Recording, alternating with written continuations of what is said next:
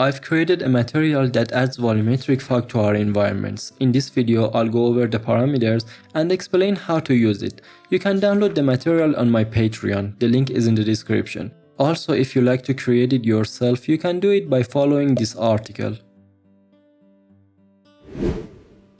There are a couple of things we need to check before using this material. The first one is to make sure the Volumetric plugin is turned on. Go to Settings, Plugins, and search for Volumetrics. Make sure the plugin is turned on. Also, add an exponential height fog to the level, and in here, scroll down and make sure Volumetric fog is turned on. In order to have higher quality fog, we can use a couple of console commands. The first one is r.volumetricfog.gridpixelsize. The default value is 8. If I set it to a lower value, the quality increases, but it becomes more expensive. I'll set it to 2. The second one is r.volumetricfog.gridsizeZ.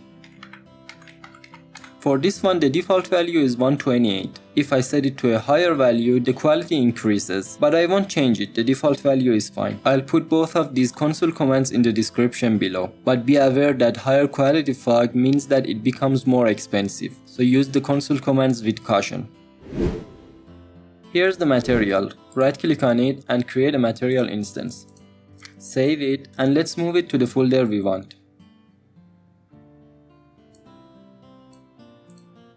In order to see the fog in the level, we should assign the material to a basic shape. So let's add a basic cube. Scale it so it encompasses the area you want the fog to be in.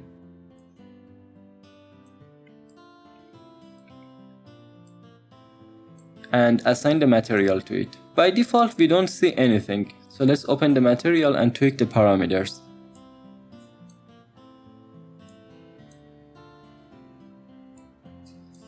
The material consists of different sections. We can change the volume textures from here. This section controls the color. These are the overall fog parameters. And these are the 3 levels of fog we can add. And down here we have the wind parameters. So let's start from the overall fog parameters.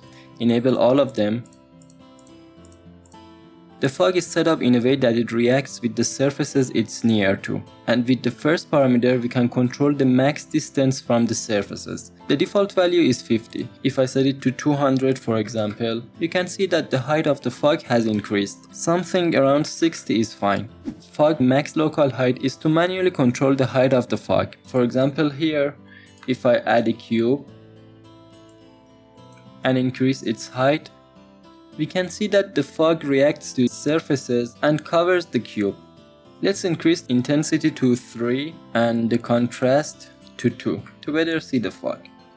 Let's actually increase the intensity to 4. Now if I decrease the fog max local height to something like 5, we can see the effect. And if I set it to lower values like 4, 3, and if I continue to decrease the value, we can see that now there is no fog. 5 is good. Edge hardness is to control the overall hardness or softness of the fog. For example, if I set it to 0.1, this is the result, and if I set it to 1, this is the result. Something like 0.4, 0.5 or 0.6 works fine most of the time. Let's set it to 0.5. We know what the intensity and contrast do, and the distortion parameters we'll get back to later in the video. Let's go over the fog base parameters.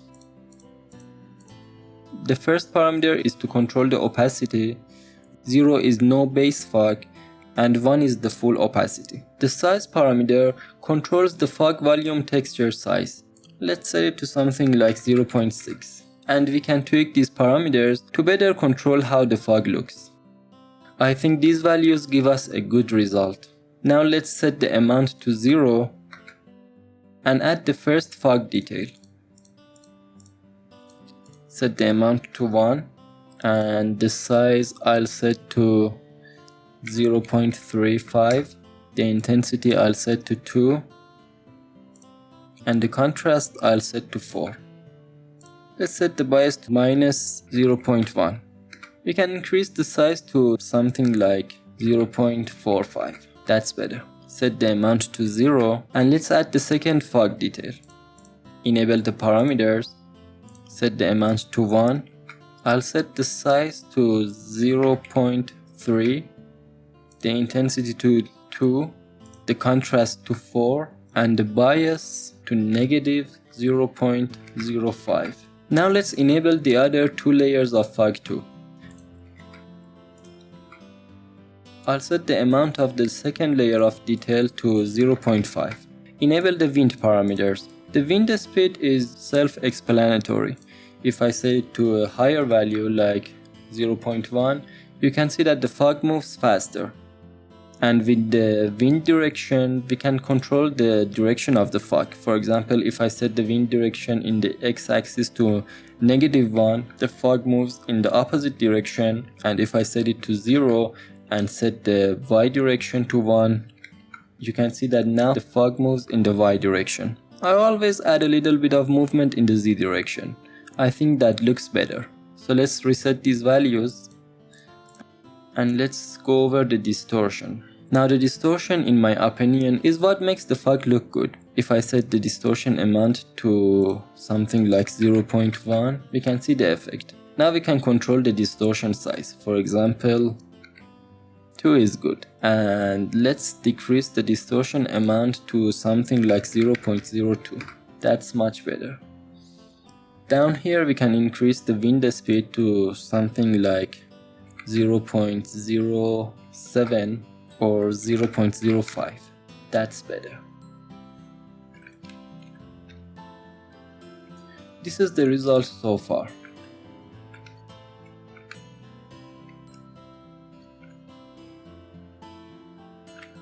Up here in the texture section, we can change the fog volume texture and the distortion volume texture. By default, I've used the textures provided by the Volumetric plugin. If I browse it, we can see them here. So you can change the textures. For example, if I change the distortion volume texture to the Voronoi texture, this is how it looks. And if I change it to the Voronoi simple texture, this is how it looks. I think the curl noise looks the best. Now let's go over the color parameters. So for that, I'll change the wind speed to 0 and let's enable the parameters. Let's increase the max distance from surface to 200 and change the fog max local height to something like 8. Let's change this one to 300. Change the intensity, the overall intensity to 3 and the overall contrast to 4. I want to be able to better see the colors. Now to better see the colors, I'll set the bottom color to red and the top color to blue. Okay. For example, if I change the color gradient end to something like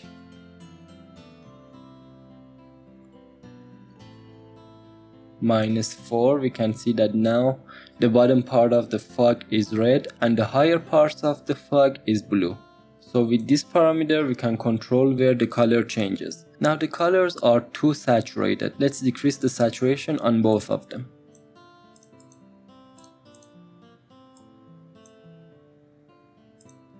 Decrease the edge hardness to 0.3 or 0.4 and let's add wind to it. And the best part is because it's volumetric fog, it reacts to the movement of the sun.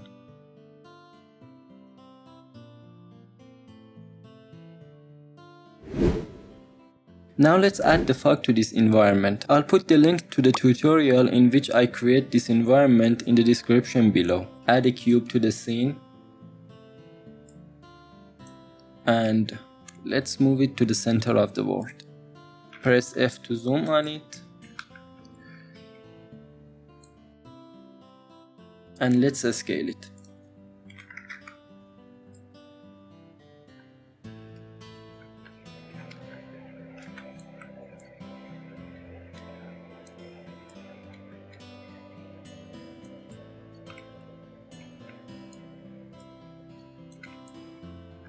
Duplicate the material and assign it to the cube. Now by default we can see the fog. Let's tweak the parameters to get a better result. For the color, I want the default white color. So let's reset these values. Let's decrease the max distance from surface to 100, the intensity to 2, the contrast to 1.5. For the base fog, I'll change the size to 0.8, the intensity to 2, and the contrast to 4. Let's increase the distortion size to something like 4 and the distortion amount to 0.05 or 4. I want the fog to move in this direction. So let's change the x-axis to -1 and the window speed to 0.04 or 0.07. That's better. Let's go near the character.